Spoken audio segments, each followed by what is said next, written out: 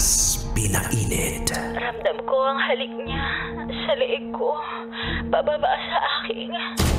At mas pag-uusapan. Tinanggal niya bigla yung panty ko. Mga sikretong dito mo lang mapapakinggan. Top Secrets. Top Secrets. Top Secrets. Top Secrets.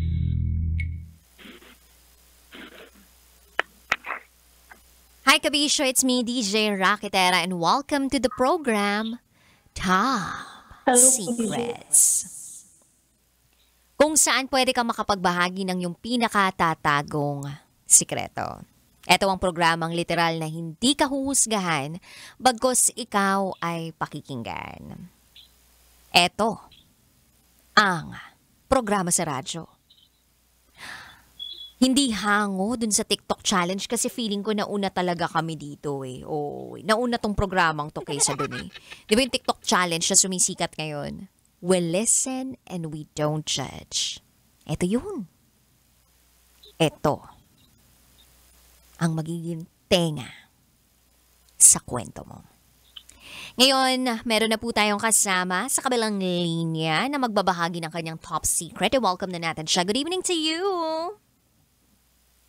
Good evening po, DJ Rocky. Good evening. Ikaw ba ay naka-headset o naka-loudspeaker, naka-cellphone diretso? Naka-cellphone po directly. Bakit parang nag-iba na naman yung quality ng tawag natin? Kanina okay na tayo off-air. Parang ngayon nag-iba na naman. Pwede ba tumawag ako ulit sa'yo? Okay, tawagan lang natin siya kasi nag-iiba eh. Parang after 15 seconds, nag-iiba na naman yung quality ng call namin. And explain niya naman sa akin kanina na taga-ibang bansa siya. Pero ngayon, tingnan na natin. Pakinggan natin siya. Hello, good evening. Hello po, DJ. Hello, good evening to you. Parang nasa banyo ka ngayon ah. Actually po, naghanap po ako ng spot. Naganap ka ng spot mo. Close po siya.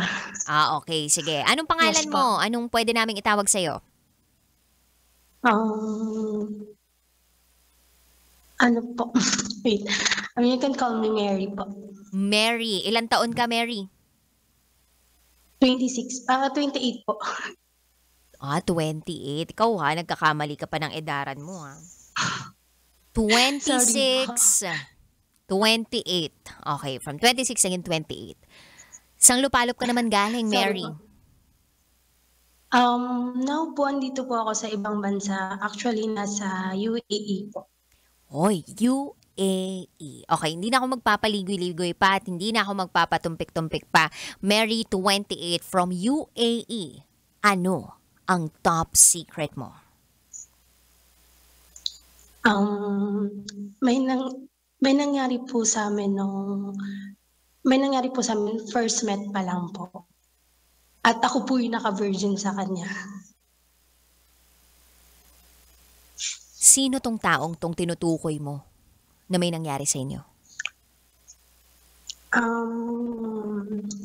Pwede ko po bang hindi sabihin yung name niya? Parang kumbaga, ano lang po, yung totoy po, gano'n.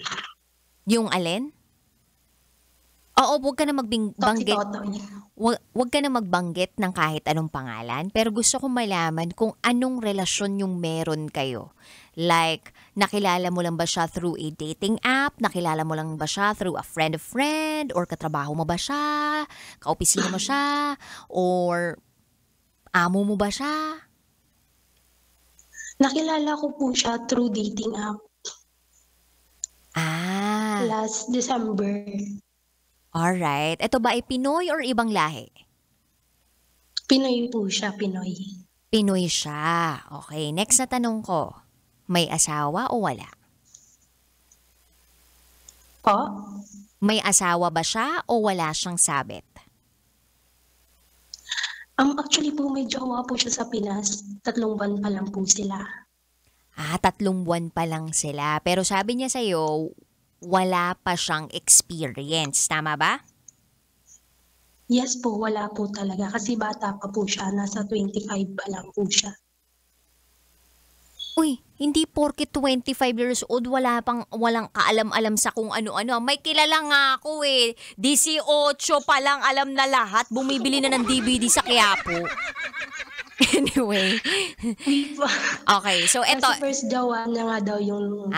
First jowa niya yung 3 months. Tsaka napatunayan mo naman dahil nung unang beses na merong naganap sa inyong dalawa, naramdaman mo ba na talagang wala siyang kaalam-alam? po, kasi po ako po yung nag-guide siya na kung ano yung gagawin niya, gano'n. Kumbaga ikaw yung naging teacher sa kanya. Opo. Alright, so nakilala mo siya through a dating app. Tapos nag-swipe right, swipe left ka. Wala ka bang jowa? Wala ka bang asawa na naiwan sa Pilipinas? Single na single ka ba? Yes po. Actually, kakabreak lang po namin ng jowa. Then next day, nag-download po ako ng dating app. So broken ka ba nung nag-download ka ng dating app o parang alam mo na talaga na dun papunta yung relationship ninyo nung ex mo na yun? Parang doon na din po kasi nga sobrang rough na fall out of love, gano'n na po talaga yung nangyayari. Okay. So nung nag-dating app ka, naghahanap ka ba talaga ng kalambingan o naghahanap ka ng serious relationship? Actually, nung nag-dating app po ako, parang wala lang po. Parang gusto ko lang na may makausap, may ma-share ng gusto ko. O ano yung nasa loob ko, yung gano'n lang po. Gusto mo lang ng may kakwentuhan ka tapos makapagbahagi ka ng parang mga thoughts mo, gano'n, ng free ka. Tama ba? Ang gano'n lang yung gusto ko. Okay. So ano namang naging interesting dito sa Pinoy na ito na napaswipe right ka? Marami ka bang nakachat bago mo na minit itong Pinoy na to na unang beses pa lang? Actually, ang dami kasi dalawa nga po yun eh. Dalawang dating app yung dalawa. Pero, wow, dalawang dating app. Wait lang Sis Mary, sorry na ha. Nagiging alien ka na sa pandinig ko ha. Ay, sorry. Oo. Medyo kilos-kilos ka ng onte kasi parang nag-iiba na naman yung tunog mo. Alright, sige. Go ahead. May kwento. Dalawa po yung dating app na dinownload ko. Tapos parang, unang-una hindi ko nga po siya pinapansin, nanayaan ko lang siya. Tapos, nung nagsabi na ako na i-uninstall ko na to kasi parang tinatamad na nga ako, parang wala na sa ko na, sige yaan ko na nga, tinatamad na ako eh. Kasi nasabi niya wag kasi ganito, gusto pa kita makita. Tapos yun parang hanggang hiningi niya yung number ko. Binigay mo naman? Nag-usap. Hindi po, kinuha ko na lang yung number niya. Tapos, kinausap ko siya sa True Butem. True ano? Butem, ganon. Ano yun? Parang WhatsApp po. Parang WhatsApp siya. Application din siya, messaging application din siya. Yes po. Okay. Parang doon kami nag-uusap, ganon. Hanggang sa natutuwa po ako sa kanya kasi parang ang transparent niya po. Parang alam mo yung sinasabi niya na wala talaga siya experience. Noong una ayoko pong maniwala kasi nga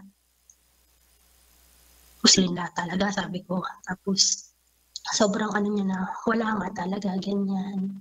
Tapos noong una sinasabi niya wala po siyang jowa. So kailan siya umamin? Paano niya nalaman?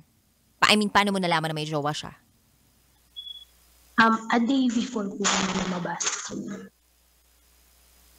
A day before kayo lumabas? Ano mo nangyayari dyan? Meron na bang upuan na parang natumba? Pumadkad sa sahig? Oo, lahat naririnig namin, sis, Okay, so the day before kayo magkita nitong guy na ito, nalaman mo na may girlfriend siya. Pero tumuloy ka pa rin sa pakikipagkita sa kanya nung day na magkikita kayo. Tama ba? Oo. So, anong nagpa-decide sa'yo? Alam na din ako eh. Okay. So, nasa plano mo ba or nasa isip mo ba na, dapat may mangyari sa amin? Ganun din ba siya sa'yo? Wala. Yung sa plano ko po, wala. Wala talaga. Parang gusto ko lang, kasi nga parang, alam mo po, syempre broken. Tapos parang parang gusto ko din malibang. Kumbaga gumala-gala dito, gano'n. So, paano nangyari? Kaya Paano nangyari na, nagkita kayo, kumain ba muna kayo, nagkape ba muna kayo bago may naganap? Anong nangyari nung araw na nagkita kayo? gumala po kami, nagpunta kami sa isang sikat na dito, sikat na pasyalan, tsaka sikat na mosque, gano'n. Okay. Tapos kumain, gano'n. Hanggang sa nakapag-decide na pumunta nga po sa place, sa hotel, gano'n. Oh, sa hotel. So, nag-check-enjoy kayo sa hotel, tama ba? Yes po. Buti pwede yung ganun, na kahit hindi kayo magjowa, di ba normally sa mga Middle East countries, parang very strict sila pagdating sa mga pagbibigay ng access sa hotel room, tama ba? Opo, pero nung time po kasi na yun, kumbaga, siya yung naka-check-in doon sa hotel kasi sasampa po siya ng barko. Kumbaga, nag-aantay siya doon sa hotel. Alright. So, nandun na siya, naka-check-in na siya. Opo. Tapos bumalik kami doon sa hotel room. In-invite ka lang kumbaga. Opo. So, nag-decide na kayo. Paano kayo nag-usap na parang okay, gawin na natin to ngayong araw na tuturuan mo na ako? May ganun ba? Ikwento mo sa amin kung paano nangyari yung usapan na yun? Wala po, parang nagpunta kami din sa hotel tapos noong una, kadel-kadel lang kasi sabi niya hindi nga daw siya marunong. Kahit mag-kiss ko, hindi daw talaga siya marunong. Tapos natatawa lang po ako sa kanya kasi hindi nga siya marunong. Ganun. Tapos hanggang sa, siguro si kuya. Inel na siya sa akin. Kaya hanggang siya po yun ang first move. Kaya kinagat ko na din po. Paano siya nag-first move? Di ba wala nga siya masyadong alam? Marunong naman siyang tumuka. Cuddle. Tapos, tumuka po siya, yung smack lang, gano'n. Nag-smack tapos kumadel, ganon. Opo. O tapos? Hanggang doon na po nag-start, hanggang sa ko talaga na wala talaga po siyang experience, gano'n. Paano mo naramdaman na wala? Kasi hindi siya gumagalaw, para siyang statwa, ganun ba yun? Ang bilis niya po, gano'n. Mabilis? Yung niya pa lang po, gano'n na agad. Kasi nga po, wala talaga. Tapos hindi niya talaga alam kung ano yung gagawin niya, gano'n. Parang sinasabi ko sa kanya, hello. Sinabihan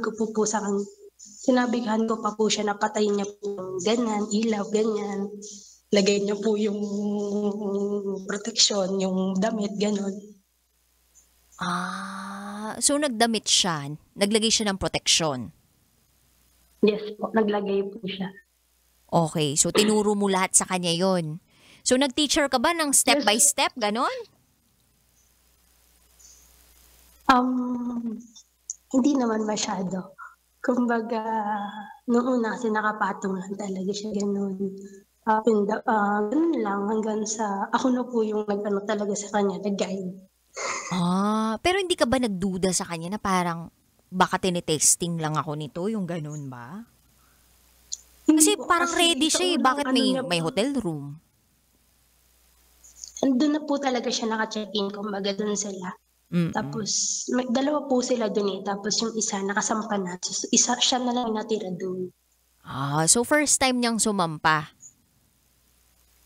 sa iyo? Sumampa po ng bar. Ay, sa ano barko? Sa barko pala. Tama. Sa barko. First time niyang sasampa sa barko? Hindi po. Nakailan na din siya. Nakailan na. Pero first time, yung sampahan na naganap sa inyo? Sa side niya? Sa bangka po. Sa bangka. Okay. So after what happened, transpired, dun sa room niya, ano naramdaman mo?